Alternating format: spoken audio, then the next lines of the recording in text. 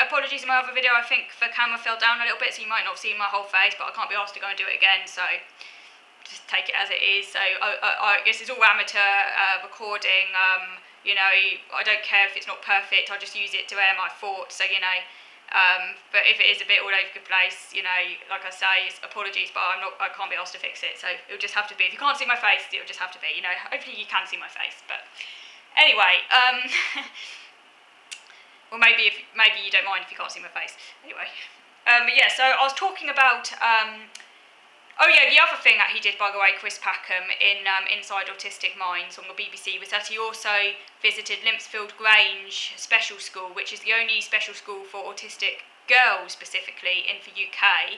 So he went to that school and he interviewed, I think, 2 of the girls there, like young girls that would have been sort of like in their early teens, because they'd previously been at mainstream schools but have been kind of picked on and things like that, and obviously were flourishing a lot better at Limpsfield Grange. He talked to the head teacher at Limpsfield Grange, I think she's called Sarah Wilde, and he also spoke briefly to Francesca Happe, who's prominent in the autism field as I think she's a neurocognitive researcher or something. And they were like talking about women getting undiagnosed, the sort of sex discrepancy, how historically boys and men get diagnosed more than women, and like the whole thing about women masking more and stuff as the explanation. Personally, I don't agree with that, but I'm not going to go into that now because I think I have talked about that in another video. My own views now, I might have to do a more proper video on that. Obviously, I completely understand that women have historically been underdiagnosed. My view is just that it's not, that masking is just too simple as an explanation. And of course, I think men mask more than we think they do, in my experiences as well. But anyway, I won't go into it now. But yeah, so I just wanted to bring back what I was saying about Flo, who said that she'd masked since she was about 4 years old. That's very different to my own experience. In my experience, certainly at the age of 4 years old, I didn't have any concept of masking. And I was completely my own person. I didn't mask, I didn't cover up any of my behaviours. I still didn't get diagnosed until adulthood, even, you know what I mean? So masking is not the sole explanation for why people are diagnosed late, clearly. I was very obvious as a child and had a full assessment and everything, and my autism was still missed, although obviously that was going back into the 90s. And I don't know why it was missed. It may well just have been bad luck being in a wrong area and being around, and you know, 1990s, less autism awareness, you know. And obviously, if my parents had known more about it back then, they probably would have been able to fight for me to get the diagnosis, because I think often it takes educated parents as well. And if your parents... My mum actually did think I might be autistic from when I was quite young, but she was kind of worried about what a label would do, and also there wasn't much... I mean, what I mean is she was worried about the future repercussions of a label in terms of employment and stuff.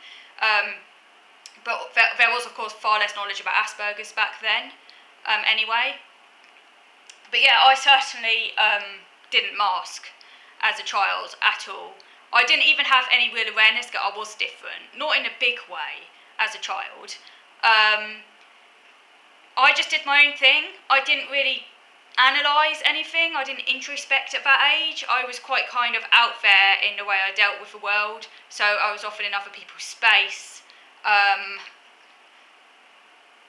You know, I was happy, I was active, I had a good childhood. Yeah, I was kind of a loner a lot of the time, but it didn't bother me. Other people were concerned about me. Teachers were very concerned about me, hence why I got assessed age 9 by an educational psychologist. My parents were concerned about me, but I was oblivious to all that as a child, and I was very content, and I didn't mask. So I had quite a different experience to Flo there. I think I first started kind of trying to hold in some of my behaviour as a way of trying to fit in when I started secondary school, and I first became aware that I was a bit different when I was about 10, so at the very end of primary school. But I blame my parents. My theory was I hadn't been socialised properly, that it's my parents' fault, that they didn't know how to raise children, that, yeah, it's all their fault, they should have sent me to Brownies or whatever, you know. Yeah, parents were to blame. That was my explanation for it. Nothing wrong with me, just a socialisation failure. But yeah, I became more aware that I was kind of a bit different to other kids.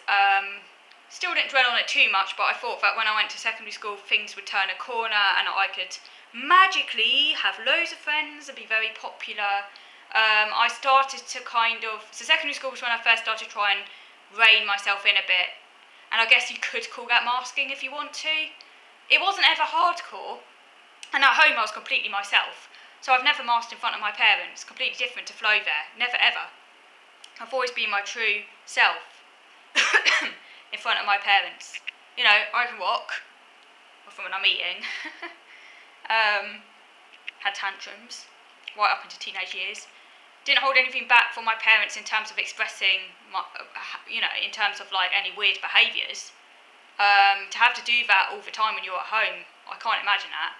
I mean, certainly when I was at school, I sort of reined some of it in. So I guess you could say, yeah, I masked a bit at school, at secondary school. I didn't mask at primary school.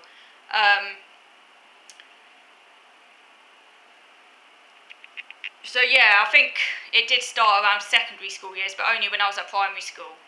Sorry, what am I saying? Only when I was at secondary school. I didn't mask at home. And I can relate to what Flo said in her little film about all those things going through your head when you're interacting with someone, such as, you know, look them in the eye,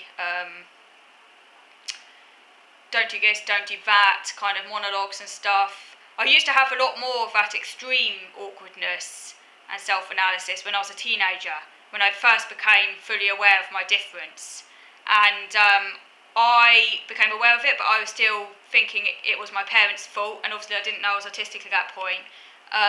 But I became aware of like certain things you do when you're around people, and I tried to kind of like put it into practice because I wanted to fit in. But I only did that when I was like at school, and it still didn't help me make friends or anything, because it was only ever shallow.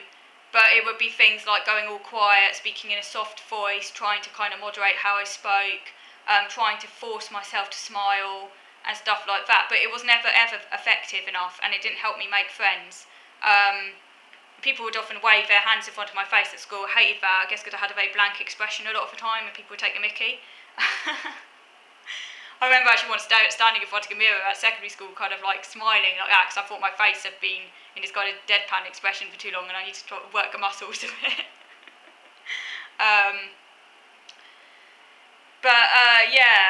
And obviously as a young adult, I definitely did try and, I guess, masking is a problematic term, but I guess if you want to, for want of a better word, trying to like mask myself a bit more when I was doing voluntary work. After my diagnosis and since becoming more aware of everything, and I think the older you get, I'm kind of like learning more what can safely not be bothered with, without affecting any social interaction massively, and what things are important just for survival. So I don't force myself to make eye contact anymore, because that's not essential in a social situation. And if someone has an issue with it and that's their problem, I can happily explain to them why making eye contact is difficult for me. It's not essential. Lots of people struggle with eye contact, even some non-autistic people have problems with it, and I think there needs to be more awareness about that. Not everyone can make good eye contact and it doesn't actually matter. So things like that. But yeah, that's actually going to take a whole other video, isn't it? All about masking. I won't go into it now. I've never been good at eye contact. That was actually in my primary school report, had poor eye contact, although it is variable, and obviously in some contexts I do make eye contact, so it's not all the time, it must depend on different variables. But I clearly do struggle with it, and I still struggle with it as an adult. The other one, the interesting one, and also, I think it said at the end that Flo had a baby as well. It showed her with a baby, so she must be one of the more able ones who can have relationships and have kids, but that's another issue. Anyway, the one with Murray I thought was interesting because although he's non-verbal, it said that he did have quite a lot to say inside, he just couldn't articulate it. And he clearly doesn't have an intellectual disability because he actually is very intelligent. It's just that he can't verbally articulate what he wants to say. So I was thinking as I watched that, he must have, well, they said he had problems with his motor coordination or something, like difficulties pressing the letters on the assisted communication device. So yeah, it sounds to me like he has very severe verbal dyspraxia, where he struggles to get the words out. Like, he has thoughts, intelligent thoughts, clearly, and he's obviously really intelligent and has a lot to say, and actually probably has more understanding of language than what people think he does, because he can't talk, but he obviously struggles to get the words out. Like, there's obviously some disconnect in his brain between, his thoughts and the actual praxis of getting them out, which is obviously quite different to some other non-verbal autistic people who can't talk because they have an intellectual disability or for other reasons.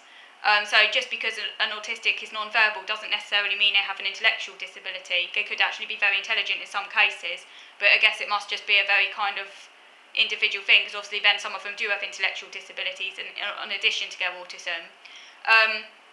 While I think it's important that people like Murray have a voice and get their voice out, obviously he can't represent all non-verbal autistics, because autistics are non-verbal for different reasons, and some of them might not have that kind of, some of them might not have, like he was clearly quite competent in some areas. Like it said, he was doing an English or maths qualification or something, so he obviously doesn't have an intellectual disability, or at least not a severe one. Even though he can't talk, for him it's obviously more like a severe speech and language disorder where he can't get the words out. Sorry, what am I trying to say? But one thing, when I did watch it, one of the things that went through my mind was that I was worrying that maybe members of the public who don't know much about autism might see it as some kind of redemption story, or like person overcoming disability and then applying that to all autistic people, because although Chris Packham said once you've met one autistic person, you've met one autistic person, everyone's different. Obviously some members of the public who don't have a great understanding of autism and you don't really get nuance might jump to conclusions, and it did come across as maybe potentially a bit redemption narrative, like there's more going on in there, if only they, there's a so-called normal person within, if only we can kind of release it, sort of thing. And obviously Murray's case is unique, and maybe there is, and obviously he does have a lot going on inside, and that his disability means he can't get out, which must be really, really, as Packham said, it must be torture for him, because he's obviously really intelligent. But it's not the case. All autistic people are like that. All non-verbal autistic people are like that. And the other thing that I just want to say is that I actually have the converse to what Murray has, because obviously in my case I'm like hyperverbal, and my problem is a severe non-verbal difficulty. So I'm like the opposite of him in terms of my profile. Like for him, it's getting words out that is a severe difficulty. For me, I'm great at getting words out, but for me it's like the non-verbal deficit. So I have the inverse problem to him, is that in his case people underestimate him and think that he's not that intelligent or bright because he can't talk. In actual fact, he is very intelligent, but he can't get the words out. Whereas in my case, people often overestimate my abilities based on my verbal competence. They think that therefore non-verbally I must be as good as I am verbally. So I have the opposite problem to him. But anyway, thank you for watching.